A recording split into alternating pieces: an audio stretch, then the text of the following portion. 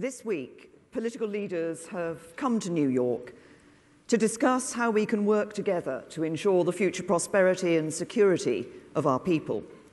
And it's right that many of these discussions are taking place at the United Nations. But it is also right that I have come here to this Bloomberg Forum because we will only succeed if we also work in partnership with you, some of the most pioneering business leaders in the world today. It's businesses like yours which have been great engines of job creation and growth in my country, here in America, and right around the world. And it is the embrace of open economies and free trade as drivers of innovation and growth that has underpinned your success and acted as the greatest agent of collective human progress.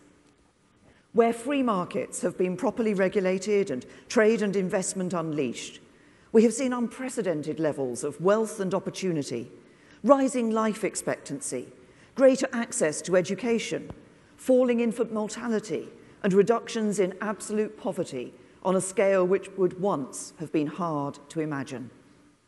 And as governments, we have played our part in helping to make this possible by agreeing and abiding by a global framework of rules and by opening up our economies to competition. But today, new challenges, including the rapid pace and breadth of technological change, are causing some to question their faith in the institutions of global cooperation and the framework of rules which has brought us to this point.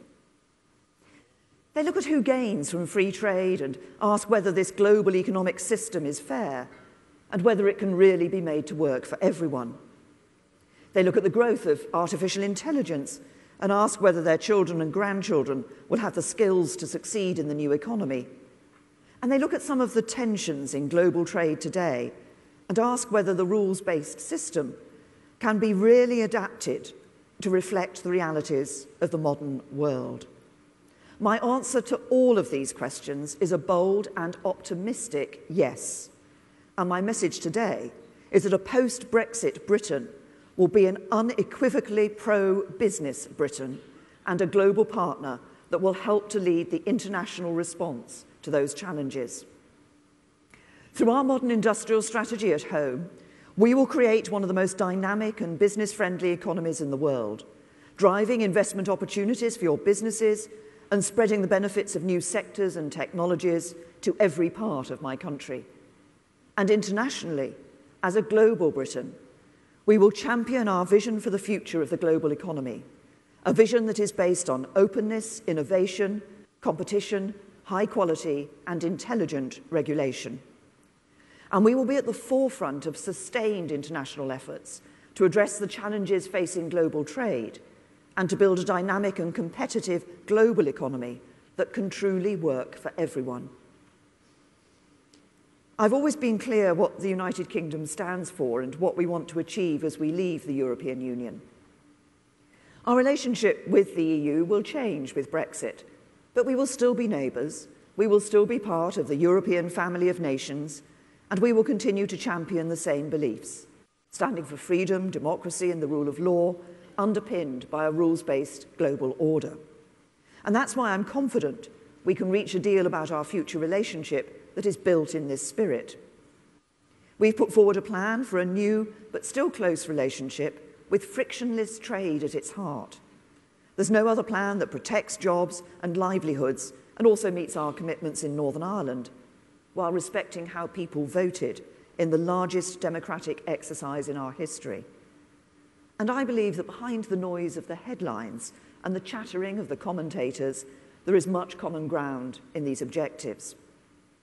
We know that the other models on offer would not deliver for business, who would face either increased bureaucracy, additional border checks, or both. And so I've urged the EU to engage with our proposals so that we can move forward. To be clear, we're not seeking partial membership of the single market or in any way trying to undermine it. But we are looking to achieve the frictionless trade that I believe is in all of our interests. There's clearly a lot further to go in the negotiations, and the coming weeks will be critical. For the prize is great. With the conclusion of the negotiations over the coming weeks, the certainty of an implementation period in which to adapt to the new arrangements, and the guarantee of frictionless trade with the EU in the future, businesses can look forward to the post-Brexit world with confidence. At the same time, looking beyond the EU, we are absolutely committed to delivering continuity in terms of relationships with existing bilateral partners, and we want to forge the most dynamic and ambitious free trade agreements with old friends and new allies alike. Crucially, we also have a plan to deliver an economy that is knowledge-rich, highly innovative, highly skilled, and high quality, but with low tax and smart regulation. So let me say this very clearly. Whatever your business investing in a post-Brexit Britain, whatever your business, investing in a post-Brexit Britain will give you the lowest rate of corporation tax in the G20. You will access service industries and a financial centre in London that are the envy of the world, some of the best universities in the world, strong institutions, a sound approach to public finance, and a consistent and dependable approach to high standards but intelligent regulation. And yes, locating in the UK, you will also be able to access the talent you need. Freedom of movement will end when we leave the European Union, but we will put in place a new immigration system that will allow businesses and universities to attract the brightest and best to the UK. Furthermore, through our modern industrial strategy, we are bending the power of the state and the ingenuity of the private sector to solve 4 grand challenges of the future, which are enormous areas of potential for growth, jobs and investment across our whole country. These are the challenges of clean growth, our ageing society, the future of mobility, and the challenge of artificial intelligence and data, where we've already seen more investment in the UK over the last 3 years than in the rest of Europe combined. We're contributing the UK's biggest ever increase in public investment in research and development, which will help develop new technologies in these 4 areas. And we have set a goal of total public and private investment in research and development reaching 2.4% of GDP by 2027. We will educate and train our young people for the opportunities that meeting these 4 grand challenges will bring. And we will ensure that we have smart, agile regulation and dynamic institutions which promote innovation but also protect people's rights. Just as we're doing, for example, with AI, where our Centre for Data Ethics and Innovation will make us a global leader in helping to ensure the safe, ethical, and innovative development of this new life-changing technology. At its heart, our modern industrial strategy is about creating a different kind of economy for the future. It's not about seeing business and society as separate entities, where business generates a surplus, government then invests it to handle the social consequences of economic change. But instead, it's about harnessing the enormous power of business as a partner in tackling some of the greatest social challenges of our time. It's not about telling business what to do, but instead genuinely listening to business and working in partnership with you. It's about understanding what you need and working together to shape our economy in a way that will help us make the UK one of the most attractive countries in the world in which to establish and grow a successful business. Just as we work with you to create the best possible environment in which to invest in the UK, so I'm also determined that a post-Brexit Britain will be a trusted partner at the forefront of efforts to address the real challenges facing the future of the global economy. This means playing a leading role in tackling the root causes of the current tensions in global trade, where the rules have not kept pace with the modern world. If a global system is going to function properly, the participants in that system need to believe that the rules and the commitments they make to one another are fundamentally fair. They need to believe that others are playing by both the spirit and the letter of those rules, whether that be in terms of declaring what subsidies are provided or respecting intellectual property rights. They need to believe that any disputes will be dealt with fairly and efficiently. And the rules themselves need to remain relevant by keeping pace with the changing nature of trade and technology. So we need to give the WTO a broad, ambitious, and urgent mandate to reform, to address the areas where it's not functioning effectively, to deal with issues that are not currently covered, and to maintain trust in the system. For example, we need to see new rules in areas such as digital trade and services, including e-commerce, that can boost growth across these dynamic sectors. We need WTO reforms to increase fairness for all participating countries and to enhance global legitimacy and public support for the multilateral trading system, including through greater transparency. We support the EU's efforts in this area, and as we leave the EU, we will want to work with them and all our partners around the world to push this forward and deliver a mandate for change.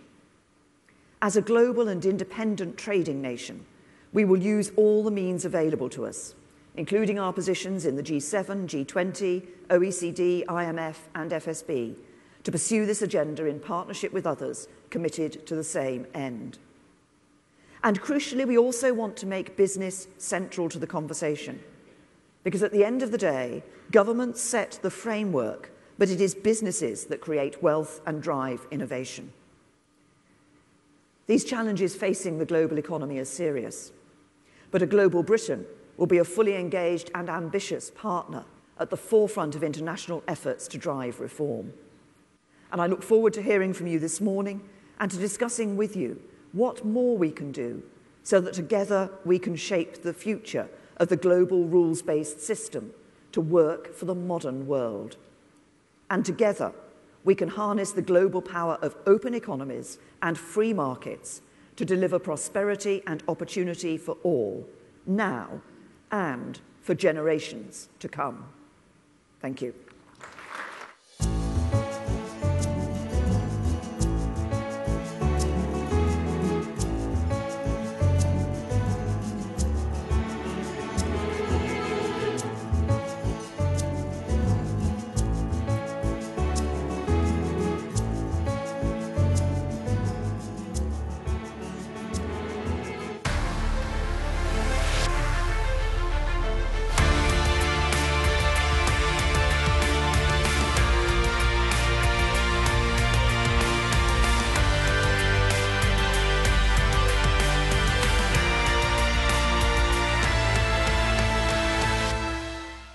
Ladies and gentlemen, now in conversation with Prime Minister May, please welcome Chair, President, and Chief Executive Officer of IBM, Ginny Rometty.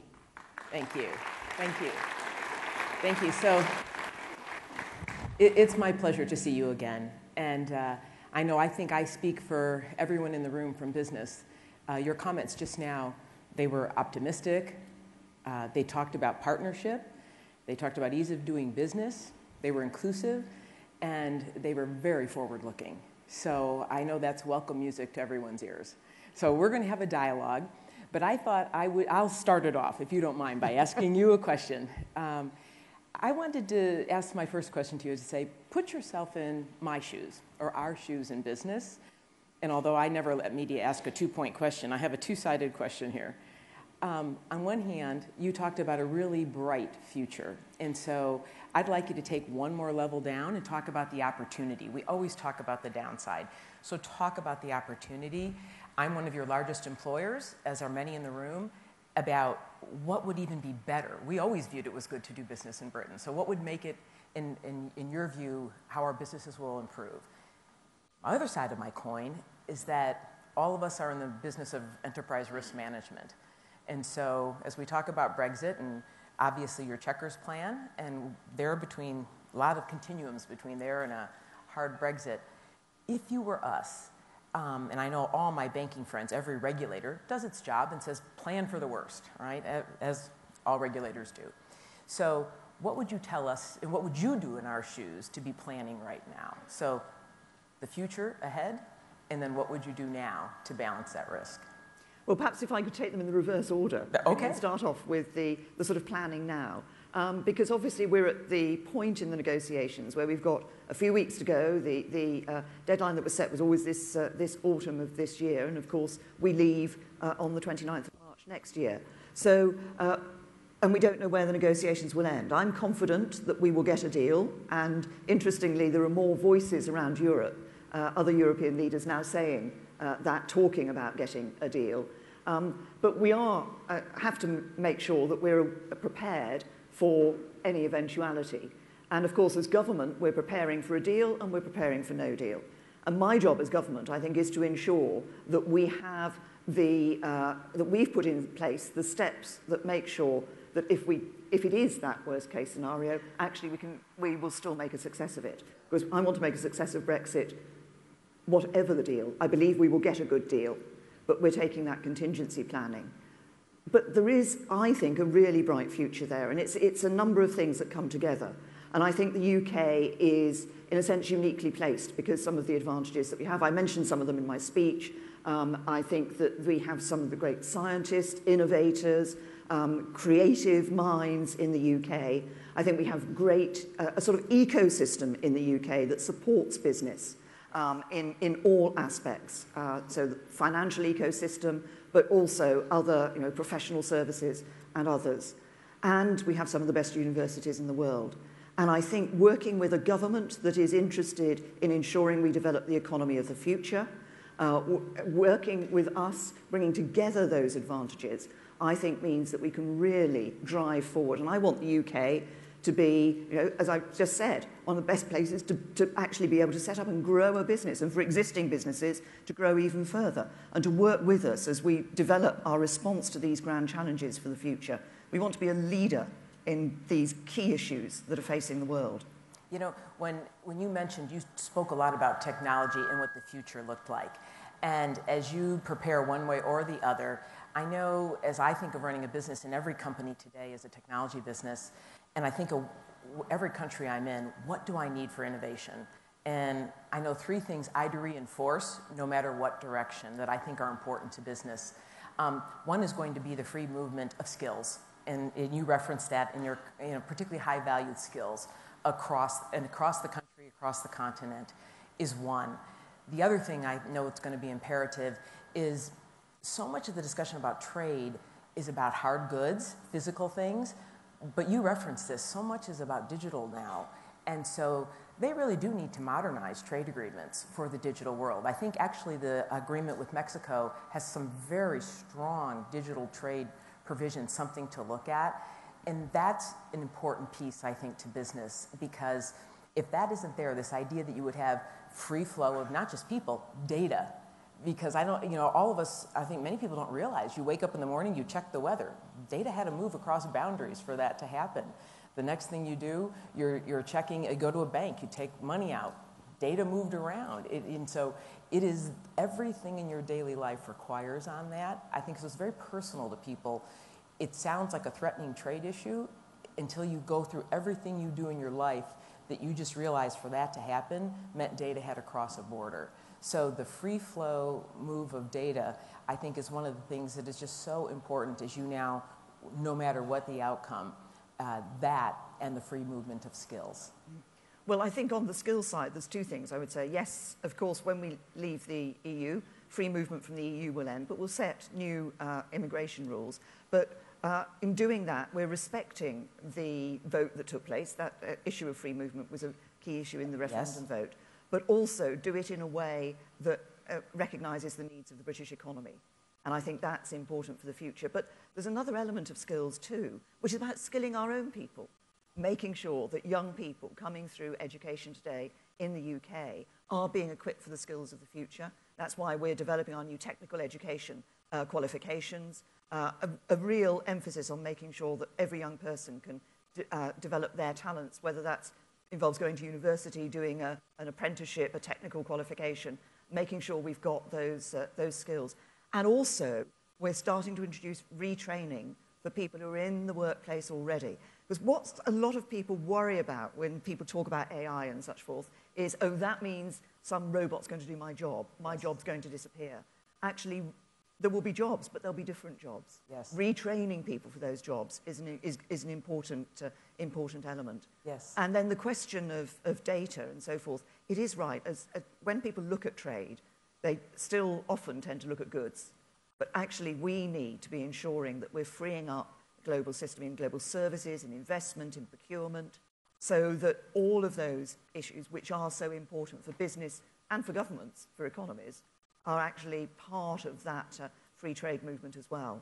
Yes, well, you and I have had the chance to talk about skills and about trust and technology many times before, but I want to kind of put two things together you just said.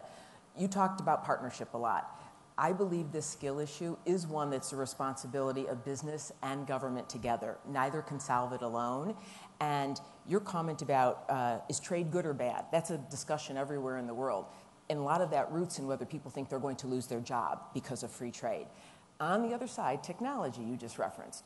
All the fear about, well, does this just displace me and there's no better future? And all that comes back to, I always say to people, it's not really relevant what percentage of jobs will be really eliminated. 100% are going to change. So we've got to make it inclusive so everyone, you mentioned apprenticeships, can participate in this. And that will only be tackled in the time frame that's going to be needed if government and business work together. And so I'm really happy to hear you describe, I think, this continuum. We can help be sure that everyone doesn't have a university degree, and we're working on programs. You and I were talking about, we called it new collar, not a blue collar workforce, not a white collar, a way to participate fully in the economy without having a university degree. But then you mentioned reskilling and apprenticeships, which I think is the more difficult piece that's got to be addressed right now to make this an inclusive. And so I'm really pleased, Prime Minister, that you recognize and put that at the top of your agenda, because it is part of what I know you do every day is to convince the country free trade is good. So maybe a comment about, and I think part of that is that skills agenda to convince people this is a good thing. I think that's right. It's one of the challenges that we and other governments around the world face today, is that I think for some people they feel they've in a sense been left behind. Yes. Globalization, free trade, these are things that benefit other people and not them. Making sure actually that people benefit, which they do from free trade, but recognize what it brings, that it brings prosperity, it brings jobs, it brings those opportunities for people for the future. Now that's partly about government, but it is about working with business. It's about working with business to ensure that we're skilling. Obviously, we've talked about what IBM particularly has been doing in relation to skills. Others also are looking at how they can work to help young people particularly get the skills for the future. But it's also about government setting the right environment in which business can thrive. That's about issues like tax and regulation, but it's about working with business, as we are in our industrial strategy, in our £1 billion industrial strategy challenge fund, with our sector deals, such as our AI sector deal, are about working with business and saying, how can we ensure we're creating the right environment that then enables business to do what it does, which is grow, create jobs, provide prosperity. Yes, so the world you describe, and I wholeheartedly believe in, is one about inclusive skills for everyone to participate. But you also mentioned, really, we're ushering in a whole new era of technologies, and people have to trust them. This has been a topic near and dear. We met at Davos on this, that it's what was behind you setting up the Center for Ethics that we too have participated with you on. I think everyone would be interested in why this became such at the top of your agenda and your views on that first, and I'll add my own, because I think this is actually the paramount issue, that if people do not trust these new technologies, they will not flourish, by the way, and it will create an even greater have and have-not society. So, if you would. Yes, well, I think this is absolutely right. The economy of the future, technology is here already, but developing rapidly, and the economy of the future depends on people having access to technology, being able to having skills to use technology, being able to take on those jobs, but in their day-to-day life, trusting that technology. And that's why we set up the Centre for Ethics and Data and Innovation. And this is putting these together to make sure that as we see new innovations, as we see developments taking place, we're able to set that ethical framework so people have the confidence of knowing that they don't have to worry about how their data is going to be used. I think we can help people in another way as well, because I think if people see some of this new technology being used to real advantage in their day-to-day lives in ways that perhaps they hadn't thought of, this is also important. If I can give one example, one of our challenges on AI is about how it can actually be used to help to get much earlier diagnosis of some key diseases and health problems that people have. some really interesting work being done with DeepMinds and Moorfield Hospital on actually using AI to be able to much earlier diagnosis of eye problems, for example, and eye diseases. That can be of real benefit to people. And then if we can show people that this isn't some worrying thing, some scary thing out there that's just going to take your job away, actually it's going to change your life for the better. And, by the way, provide new higher paid, higher skilled jobs that you and your children can take on, then I think we will have, we'll be able to persuade people of the benefits.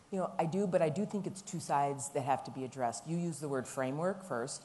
I happen to believe, actually all of us should self-regulate ourselves, if at all possible. And when it comes to people trusting technology, privacy, that was one of the things that this center addresses. I think these are paramount issues, trust and transparency, that people believe, as you just said, live by a set of principles. And in fact, actually, I think the world, it will separate between companies that embrace good tech principles and bad tech principles. Good tech principles will be companies, countries that say to this technology, hey, the purpose is to make your and my life better, augment what we do. And I know I speak for somebody who builds some of this, that I have control over that. The other thing is, when it comes to data privacy, to honor that, and that the owner of the data gets the value, right? And then, to your comment a second ago, we too do a lot of work on healthcare, that these technologies be explainable. So in other words, not a black box that says, here's what your illness is. You have to say, why is this the case? Or people won't trust it. And my biggest fear is fairness and bias, because so much of this world of data is trained on history. Well, history's got some bad things in it. And so you've got to be able to check that you're not training bias into everything we do. So I like your word, a framework on how to go about this. And then there is the practical applications that people have to experience every day. And that would help unleash. So I think your work to advance this is really, really critical to drive this, what you view as a whole innovation umbrella for the country. And so you named 4 technologies, and you have great universities there as well.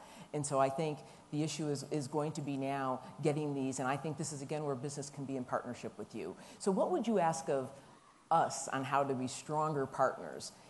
Because I think many of us would say what we listen to is intelligent regulation, check. Free trade, check. Modernization of trade, check. Right skills, check. Skills, check. I mean, we would go through that list. What are the areas we can help the most in? I know skills is at the top, but what else can we help in? Well, I think it's across all of those areas, really. And the first thing is for business and government to recognise the importance of that partnership.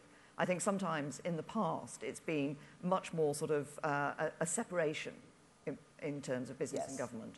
Actually recognising that there are roles, that the role that government can play, but also that it's by working together, by exchanging information and understanding that we can really get to the right answers. And that's where things like our sector deals are doing exactly that, bringing business and government together. So partly it's there's certainly on the skills agenda. It's about, and business can help by working with government on what are actually the skills of the future. Yes. If you're looking, if a government is looking in our education system, we need to know not just what the skills are needed today, but what they will be needed in the future, such that we can ensure that that is going through the system and young people are being trained up for that. Yes. And just also working together to promote the message about free trade and open markets, open economies is so important, so that people see that this is something that is genuine benefit across the world. And we focus naturally on our own countries and the benefit it brings there.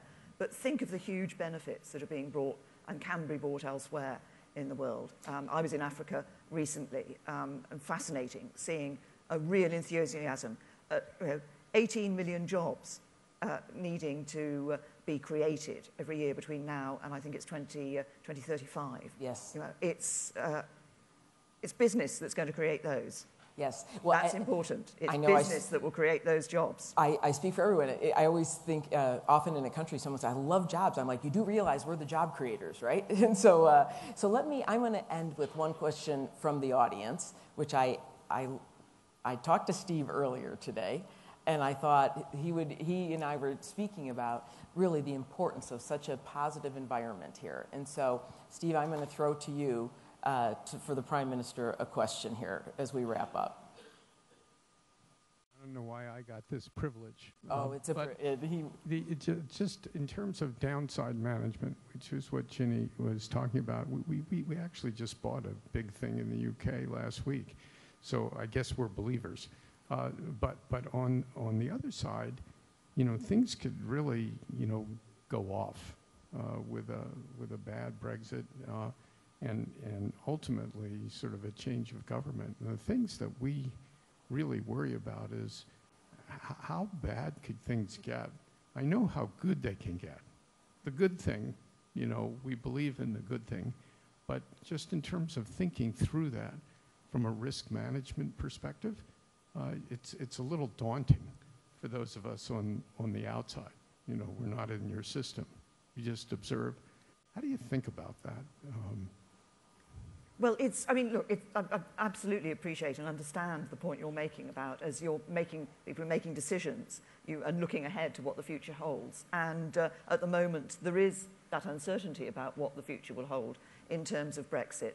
I think the way I look at it in government is, first of all, just if I can say this again, I believe that we will and can get a deal and a good deal. And that's because it's not actually just about the UK, it's about what's good for the EU as well. And I think that continued trading relationship is going to be good for both sides. But there are several weeks of intense work to be done in order to get to that point. But from the government's point of view in the UK, we continue to have the same ambitions about the future of our economy. And that's why, in a sense, if you look at what we're doing on the industrial strategy, I think it would have been right to do it anyway, but Brexit brings a sharper focus to it.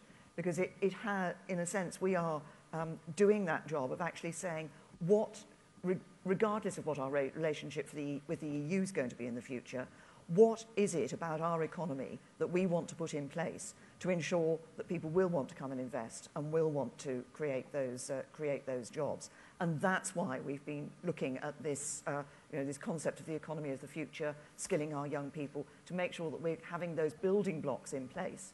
That means post-Brexit, whatever that relationship is with the EU, we will be able to ensure that we are still a great country to come and do business, to come and grow a business and create jobs and prosperity. So we're doing our planning for that. Well, Prime Minister, I want to end. You actually said something I think is really critical to end on a very, I think, optimistic note, in that what you just described, and I think it's a wonderful point about crises, they do sharpen everything about what you do. And so what I heard you describe up there was an extremely positive, forward-looking message to business, in now that you have defined what are very differentiating characteristics, and that I think most of us in this room want to see those all come to pass, not only for our past investments, our future investments. And so, as someone once said to me, everything in politics is impossible till it's not. And so I think that's you defined it. Some of the key elements of the UK that make it a great place to invest in and do business aren't going to change post-Brexit. We're still going to have those great scientists, those innovators, that great ecosystem of professional services and financial services. We're still going to have some of the best universities in the world, a great legal system. But some of the positives that bring people to invest in the UK will still be there, regardless of the Brexit. Well, on behalf of everyone, thank you for so clearly defining what that looks like in the positive side, and as you said, and now articulating it for every constituency, how they can see such a bright future in Britain. So thank you for having this dialogue with me. I appreciate it. Thank you, Jenny. Prime Minister. Thank you.